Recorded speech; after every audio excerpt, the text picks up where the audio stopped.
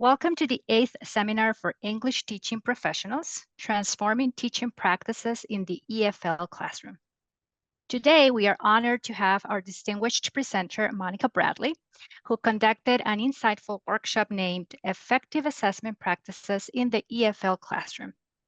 This video aims to summarize the key points covered during her session and highlight the importance of implementing these practices in the EFL classroom. Monica Bradley holds a master's degree in women's studies from UCR and in English teaching with an emphasis on administration and evaluation of English programs from ULACIT. She is currently a doctoral candidate in society and cultural studies at the UCR. As a professor at Universidad de Costa Rica, she teaches courses on intercultural communication, literature, language, and English for specific purposes. She also works in the PELEX program, Programa de Evaluación en Lengua Extranjera, at UCR, specializing in oral assessment through both oral interview exams and the application of artificial intelligence for speaking proficiency. In addition, she's an ACTFL, American Council on Teaching of Foreign Languages, certified oral proficiency tester. Thank you, Monica, for joining us today. Now, could you please refer to the differences between formative and summative assessment? Absolutely. Thank you so much, Angie. Yes, I mean, simply formative studies or formative assessments are the assessments that we do on a regular basis in our classroom. It's the ones that we're constantly evaluating, seeing how the students are doing, how the learners are achieving the goals. And the summatives are the ones that we do at the end of a lesson, at the end of a chapter, or at the end of a course. All right. Now, in your presentation, you gave us a quick overview of the Common European Framework. What are the benefits of aligning assessments with the Common European Framework of references? Yeah, absolutely. I think in the level of our, from the micro level, from our different schools to the macro level of the country to the region, the Common European Framework is the one that we use the most, right? It's the one that we can talk about levels between ourselves, and so understanding those levels well. Sometimes in my experience, sometimes people have a different ideas of what the different levels are. So somebody thinks a B2 is one thing and somebody else thinks it's something else, but we use this language all the time. Like we use it in newspaper articles about the MEP system, we use it in our classroom. So understanding what that is so that we have a framework that we're working from together to understand levels is really important.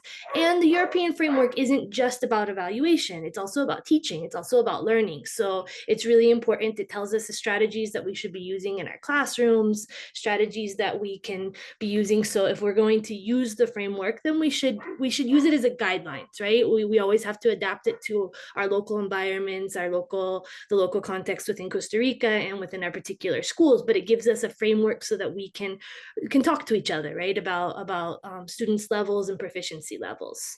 And that switch as well, right? That switch from being completely on accuracy to also being able to talk about proficiency. All right.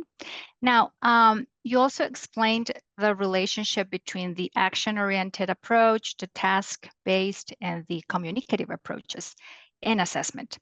How do these approaches enhance the effectiveness of language assessment as a whole? Absolutely. Like as we, in our teaching practices, as we're always doing formative and summative evaluations throughout the teaching, it's while we're doing these assessments that we're teaching throughout, we want our teaching methods to be reflected in our evaluations as well. So understanding how different teaching strategies helps us understand evaluating strategies. We shouldn't be doing one thing in the classrooms and then testing in a completely different way. So if we want project-based learning, right? If these are the purposes, if we want students to be able to go out into the real world and be able to handle certain tasks in the work world, we want them to be able to communicate with people, then these are the three methodologies or approaches that we kind of are stressing now, right? And most of us learned in very different ways, where we learned memorizations and drilling, and there's there's good value in occasionally drilling certain things, but those should be done, minimally and only when it's necessary to learn the past tense pronunciation or something very specifically. Yeah. But after those types of strategies, we want to use other strategies that are like real world situations, focusing on communication, focusing on proficiency, because if we're using the common European framework, proficiency is the most important, right? And the action oriented approach and the can do statements. What are students able to do with the language, which is more important?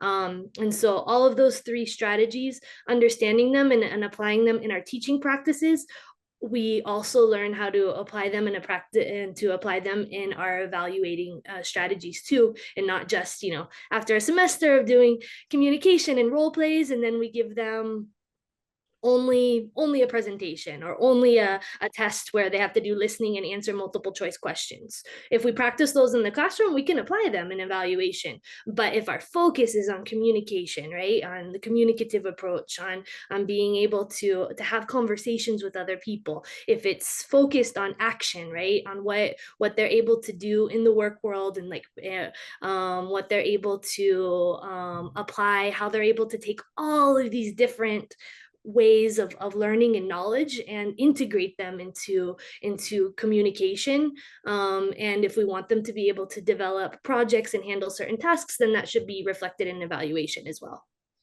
Absolutely. Yeah, it's definitely important aligning those. Now, what key factors should be considered when developing assessment for different populations and purposes? Yeah, this is even this whole workshop, it's such a broad category. It's like evaluation. Yeah. It's huge, right? It's never ending. It's something that we're always one of my bosses, Walter, always says, if you want the job, work in evaluation, right? Because your work is never going to end. There's Yeah. never an idea of perfect, because we're always evolving. And evaluation, just like everything in this world, is something that is, we try to make it as fair and as aligned as possible, but there's always a level of subjectivity. I had in the workshops, people have asked me, well, how do we make evaluations objective? There's really no way to make it 100% objective. What you can make it is better aligned to certain standards. But even those standards were created by humans, right? Even Yeah. when we work in artificial intelligence, the artificial intelligence is a reflection of the input, the data that we give it as humans. So even the computers are subjected to a certain degree. So what do we need to take into consideration? We need to take into consideration the objectives of our teaching. And so this is why teaching and evaluation can never be separated. What do we need students to be able to do? Why are they learning English? What is the purpose of this course? And that can vary, right? So sometimes when I teach English for economy students, and there I'm very, I did a needs assessments before we started creating the classes. Like, what do students of economy, they're not English majors, what do they need to be able to do in English? They need to be able to read papers, right? They need to be able to read papers in English. They need to be able to write in English to present at conferences if they continue into grad school, or they want to be academics. They need to be able to give presentations. They need to be able to work in the job world. And then from there, I'm going to develop my evaluations based off of the objectives that they need. And so the objectives that they need, do they need to listen to, or do they need to have like reading comprehension? Sure. And so maybe I can have some multiple choice questions in reading comprehension, because they need to see if they're understanding articles. But mostly I want them to give presentations. I want them to practice. I want them to practice writing. And so most of my evaluations are going to be like that, and very small percentage in the other way. And of course, they need pronunciation. So I'm going to be constantly be thinking, what do my students need to be able to do at the end of this course? In the English major, sometimes I'm even a little bit stricter, right? Because accuracy matters. At the end of a course, if they're a fourth year course and they're graduating, I don't want them to be saying a school, even if me Yeah. as a native speaker understands it. So proficiency, you can be a C1 and say a school. you can, right? If you have the level of discourse, the fluency, if it doesn't get in the way of comprehension, there are C1s that have a very strong accent. But we know in the context of Costa Rica that it's going to be harder for them to get a job, that they're going to be judged. And so accuracy does matter in that course. So yeah, so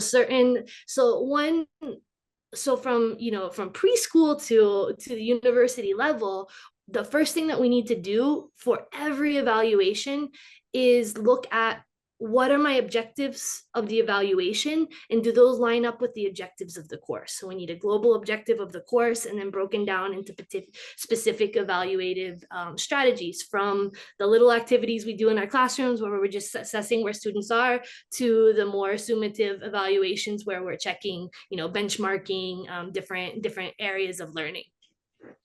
Absolutely, yeah. So it definitely needs to meet the students' needs, the evaluation. Now, in your presentation, you discussed the effective types of assessment for speaking, writing, listening, reading skills. How do you ensure that assessments for these skills are valid, reliable, and fair? Mm-hmm. It's the same thing, is that one needs to, obviously I didn't go into too much detail because in a short workshop you can't go over all of the evaluations. Like, this is kind of like an overview. So one needs to, if you're teaching a writing course, one needs to do research and read and look at the evaluative strategies for writing. So if you're looking at writing, it's like, okay, how do I include evaluation that helps my students learn, right? Because learning is not just giving the grade. It's like, okay, so if I'm very strict on, if one of my objectives is, my students make a lot of comma splices. It's my pet peeve as a writing teacher. I don't like it. It looks unprofessional if they write emails and they put commas where it should be periods. And so if that's one of my objectives, is that I want them to stop doing that. It's not just punitive, right? It's not just taking off a lot of points in the evaluations, but then it's like, how do I create effective strategies that let them know that that's important to me and important to the course and important for their writing skills, but also allow them to continue learning. So for each of the areas, one needs to think, are we looking at an isolated skill, right? So sometimes I teach writing and I'm just teaching writing. Like, we really don't need to integrate the other skills. In other courses, we have integration, right? I'm teaching English for economy. And yes, I want them to be able to write, but I also want them to be able to listen to something and then write on it, and then be able to listen and then speak on it. And so then it's an integrative skills. But if it's a pure rhetoric course, sometimes all we're doing is writing an essay. And so all of our evaluative strategies for all of those things need to look at, are we looking at accuracy? Are we looking at proficiency? There are times we look at accuracy. Punctuation needs to be correct. Pronunciation needs to be correct. The verb tenses that we're listening for need to be used in a correct way, because accuracy leads to higher proficiency in the end. And then there's other times where proficiency is the most important thing. We're focusing on communication. We're focusing on, so in all of the skills, it comes back to, and it's something that we often don't do as professors, like look at sometimes we're given a course and we just teach the course, but it's like, what is the purpose of the course truly? Like, what is it that students need? And then develop all the evaluations, taking into consideration everything from there. Absolutely. Well, thank you, Monica, for sharing your valuable insights on evaluation assessment strategies. Your expertise has provided us with a deeper understanding of how effective assessment language skills work, and the importance of using diverse, innovative approaches. So thank you very much. For more information on the topics covered in the seminar, please visit our website. The details are available on the screen. Thank you so much, Angie.